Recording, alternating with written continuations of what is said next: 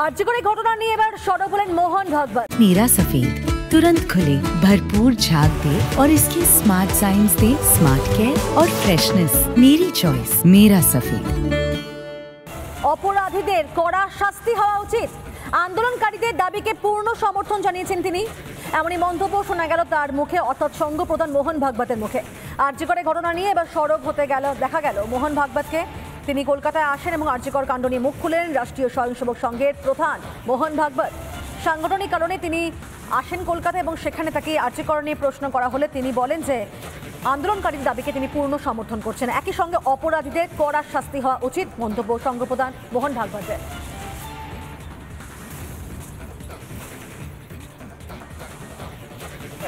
उसको उजागर करना चाहिए, बोलना चाहिए।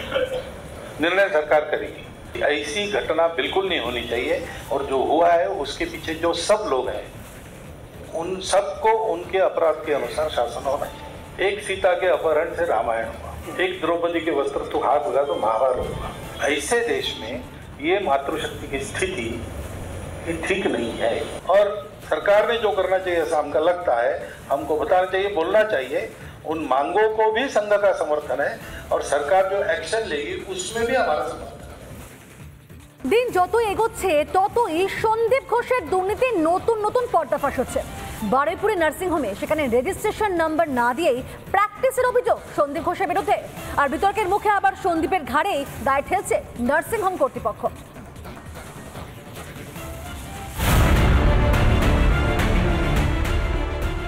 আরজিকর তো বটেই, হাসপাতালের চৌহদ্দির বাইরেও নাকি কোনো নিয়ম কানুনেরই তোয়াক্কা করতেন না সন্দীপ ঘোষ। বারুইপুরের একটি বেসরকারি নার্সিংহোমে রেজিস্ট্রেশন নম্বর জমা না দিয়েই প্র্যাকটিসের অভিযোগ উঠল আরজিকরের প্রাক্তন অধ্যক্ষের বিরুদ্ধে। প্রকাশ্যে এসেছে সন্দীপের প্রেসক্রিপশনও, যেখানে তার রেজিস্ট্রেশন নম্বরের উল্লেখই নেই। বিনা রেজিস্ট্রেশন নম্বরে কিভাবে সন্দীপ ঘোষকে নিয়োগ করেছিল ওই নার্সিংহোম?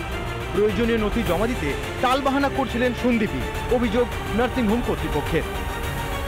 হ্যাঁ, ডক্টর সন্দীপ ঘোষ আমাদের যে রেলগেটের যে ব্রাঞ্চটা আছে ওখানে উনি আসতেন। সে বলা হয়েছিল যে আপনার সব ডকুমেন্ট সাবমিট করুন যাতে আপনি এখানে আবার প্র্যাকটিস করতে চান।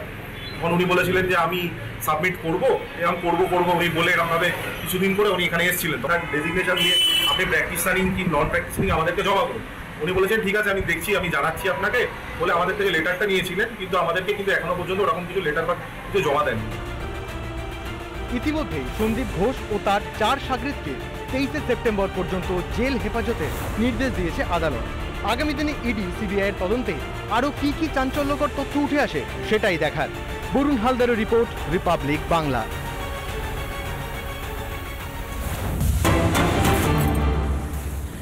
আরজিকর কাণ্ডের জের অপসারিত আইএমএন মালদা শাখার সভাপতির পদ থেকে অপসারিত চিকিৎসক তাপস চক্রবর্তী।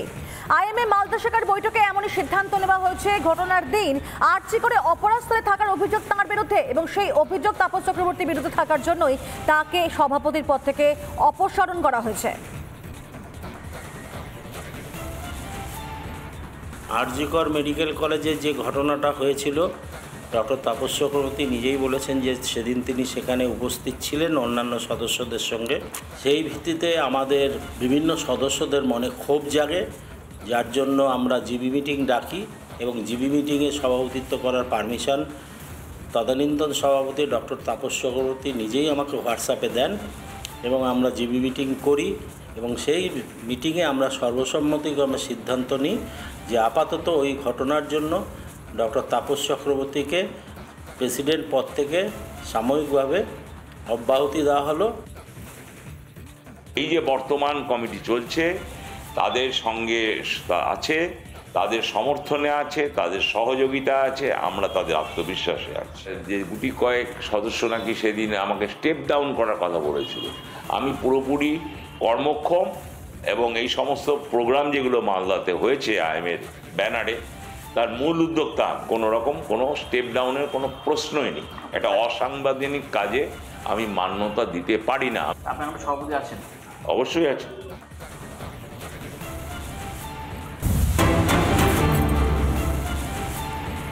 জেল হেফাজতে কড়া নিরাপত্তায় রয়েছেন সন্দীপ ঘোষ। প্রেসিডেন্সি জেলে কড়া নিরাপত্তায় রয়েছেন সন্দীপ, আর সন্দীপের লকআপে সবসময় নিরাপত্তা রয়েছে। আমরা এই বিষয় নিয়ে আরো বিস্তারিত আমরা জানবো অর্ণবের কাছ থেকে। অর্ণব, একবারে দেখো, প্রেসিডেন্সিয়ালের সন্দীপ ঘোষের যে লকআপ, এই লকআপের সামনে কিন্তু সবসময় দুজন নিরাপত্তা রক্ষী তাদেরকে কিন্তু মোতায়েন রাখা হয়েছে। তাকে কোনো রকম ভাবে কিন্তু বাইরে বেরোতে দেওয়া হবে না, এটাই কিন্তু জেল সূত্রে খবর পাওয়া যাচ্ছে। এবং যেটা গত দুদিন আমরা কোর্ট প্রোডাকশনের সময় দেখলাম যে রীতিমতো কিন্তু জনরোষণকে পড়লেন সন্দীপ ঘোষ, এই জায়গা থেকে দাঁড়িয়ে কিন্তু এই সিদ্ধান্ত নেওয়া হয়েছে এবং তাকে কিন্তু দুজন নিরাপত্তা রক্ষীর পর্যবেক্ষণে সবসময় রাখা হয়েছে।